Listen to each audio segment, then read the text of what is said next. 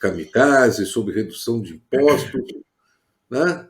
Então, eu acho que ninguém mais apropriado do que você para comentar o assunto. Enquanto você comenta, eu vou achar o post aqui, porque ele tem que aparecer. Está lá no nosso grupo, pode procurar lá que está lá.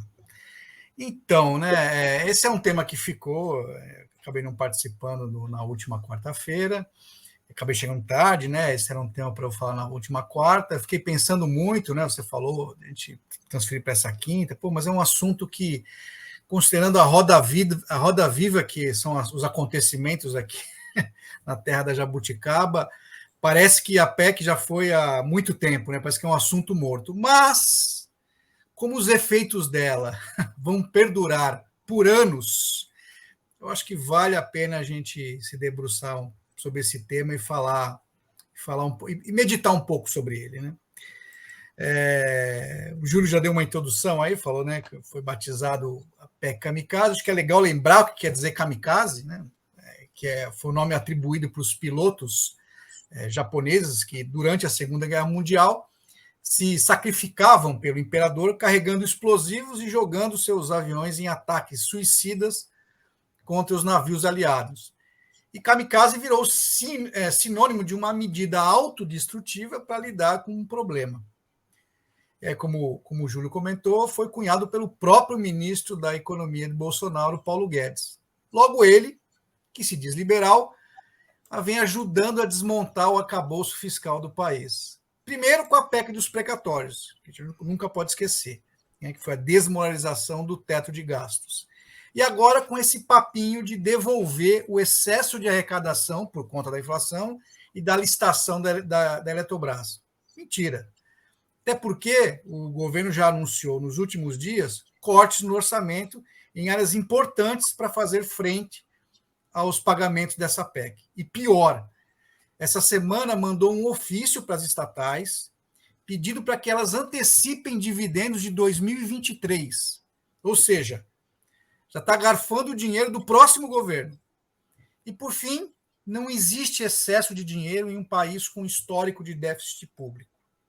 Guedes e o governo perderam toda a sua credibilidade perante o mercado e a carta que a gente acabou de comentar, para mim, é um reflexo disso também. A assinatura dos empresários e dos bancos nessa carta é um reflexo disso. Mas eu não quero gastar o tempo aqui detalhando do que se trata a PEC, a mídia já fez isso à exaustão, e nem quero comentar que essas manobras do governo, a menos de 3 meses da eleição, obviamente, são puro desespero eleitoral, porque se fossem sérias, não terminariam em dezembro, né? Sabemos que em nenhum momento desses 3 anos e meio, né, esses últimos 3 anos e meio, o governo propôs medidas estruturais que atacassem as causas dos problemas econômicos de forma a ampliar emprego e, principalmente, renda dos mais pobres. Para termos uma ideia, se o governo mantiver, por exemplo, o Auxílio Brasil nesse mesmo patamar em 2023, como o Bolsonaro sinalizou no evento de lançamento da sua candidatura, o custo do programa subirá para mais de 150 bilhões, ante os mais de 90 bilhões que serão gastos neste ano. E o pior, aumentando assim o percentual dos gastos obrigatórios e tornando uma tarefa hercúlea respeitar o teto de gastos nos próximos anos. E eu pergunto, quais seriam as fontes de custeio para este nível de despesas? Você não sabe, com certeza, nem o governo. Sairão do orçamento secreto? Claro que não. Provavelmente serão mais cortes de saúde e educação e mais endividamento público no horizonte. Portanto, eu vou me concentrar nos impactos, principalmente econômicos, que todos nós sentiremos e teremos que arcar a partir do próximo ano. É claro que o dinheiro da PEC trará um alívio para a parte da população, uma melhora na atividade econômica e no índice de inflação nos próximos meses. Inclusive, poderá ocorrer deflação entre julho e agosto. Tudo isso puxado pela queda nos preços dos combustíveis e da energia elétrica. Mas, como toda medida populista, não podemos esquecer que o cobertor curto da economia sempre cobra seu preço.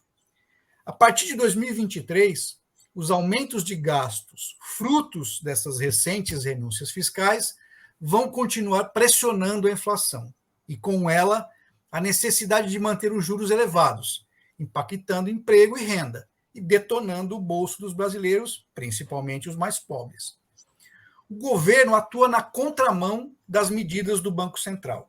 Enquanto a autoridade monetária luta para encerrar o ciclo de alta de juros, alta que é um remédio amargo, pois usa da desaceleração econômica para conter a inflação, o Poder Executivo, sem propostas consistentes, derrama dinheiro na economia, mantendo alimentado o dragão da inflação.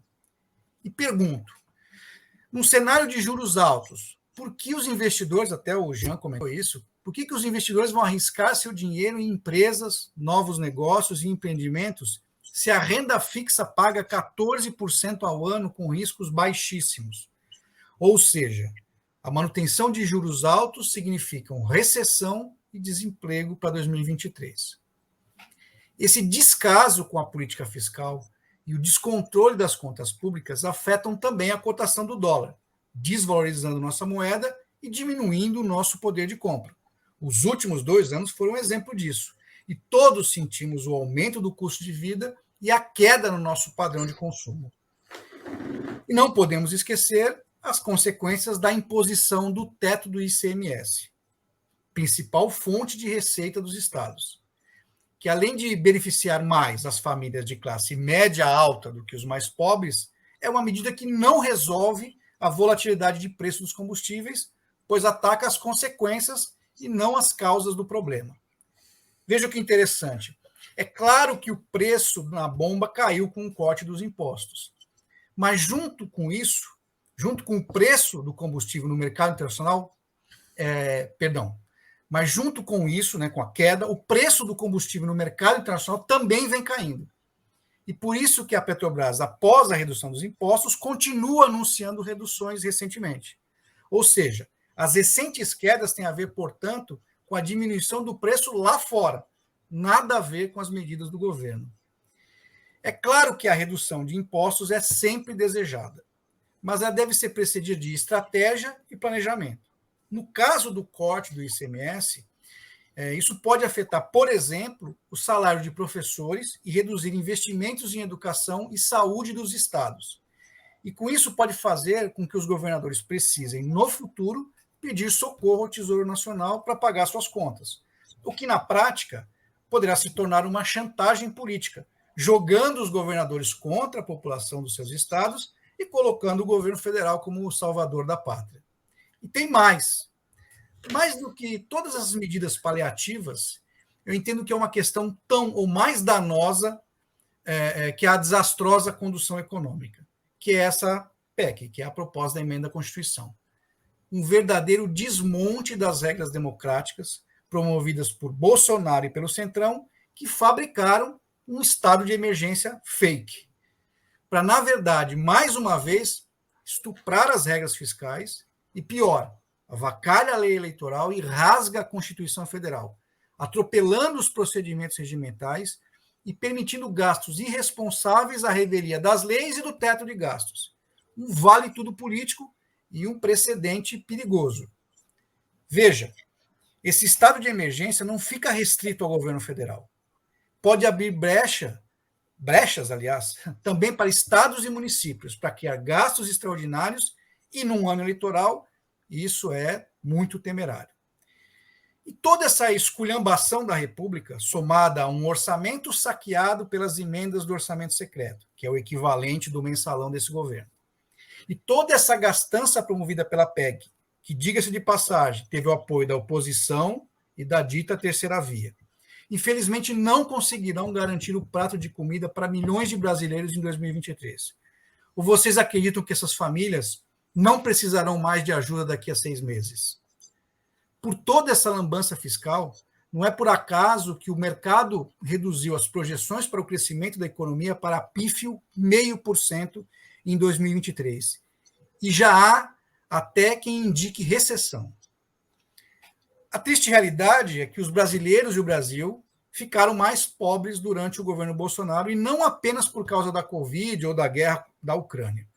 O presidente reduziu investimentos públicos, a gente já discutiu aqui, em áreas importantes, avançou pouco na agenda de reformas e travou o Bolsa Família, deixando a fila do programa crescer.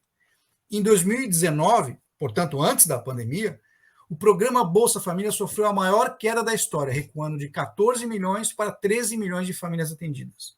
E o cadastro único do antigo Bolsa Família foi praticamente desmontado e transferido para um sistema da Caixa, que gerou uma fila de espera que chega a 1,6 milhão de famílias, sem contar os que ainda nem conseguiram entrar no programa, que gira em torno de 3 milhões de famílias.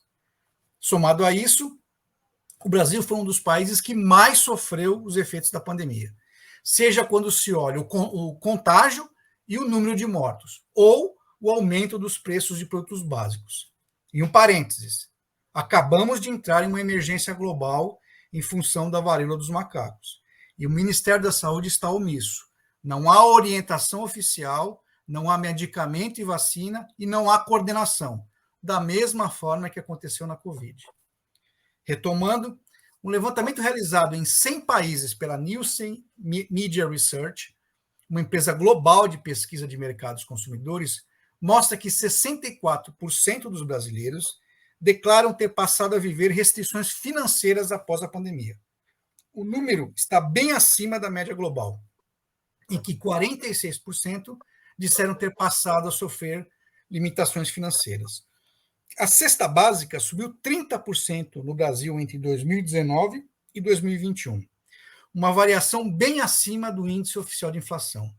No México, por exemplo, essa variação ficou na casa de 20%, e nos Estados Unidos, 10%. E é verdade que a taxa de desemprego recuou para 9,8%, não por medidas estruturais do governo. Por outro lado, a renda do brasileiro caiu 7,2% só esse ano. O rendimento médio do brasileiro caiu fortemente, e mesmo antes da pandemia, o valor já vinha caindo. Então, resumindo, eu sei que quem vota em Bolsonaro não mudará seu voto por isso, porque não vota por causa do seu programa econômico, que, aliás, não podemos sequer chamar de programa. A política econômica de Bolsonaro, como vimos, tem se demonstrado populista e de total desrespeito às leis e regras fiscais. E sua suposta política social usa do descontrole fiscal para fazer transferência de renda, ou seja, dá com uma mão e tira com a outra por conta da inflação. E como não tem programa, coloca todas suas fichas na radicalização e no caos. A reunião com os embaixadores e a convocação para o próximo 7 de setembro, aliás, usurpando uma data nacional para uso político, são ações para mobilizar sua base. E se atos de violência ocorrerem, como o de Foz, né, e caso se estabeleça um clima de medo generalizado, será ótimo para ele, para o Congresso comprado e para os políticos de farda se colocarem como solução para restabelecer a ordem pública. E assim, materializar o golpe tão insinuado. Para finalizar, inflação alta, miséria e desigualdade crescente, desarranjo fiscal e instituições frágeis serão o legado da gestão desse governo para o próximo. Então, precisamos cobrar dos candidatos, tanto ao executivo como ao legislativo, a retomada do controle orçamentário, que está na mão do Centrão, a reorganização da balbúrdia feita com as contas públicas e a retomada dos investimentos, exigir uma reforma tributária para valer, e não só as simplificações propostas atualmente, uma proposta adequada para a estabilização dos preços dos combustíveis, reverter nosso isolamento internacional e um programa sério de combate à pobreza estrutural e à recuperação de renda. E, principalmente, o fortalecimento da democracia brasileira. Ou seja, escolher alguém nessa eleição não deve ser uma questão de direita ou esquerda, deve ser uma questão de democracia, para que a nação seja pacificada, unida e possamos voltar a crescer. É isso aí, Jean.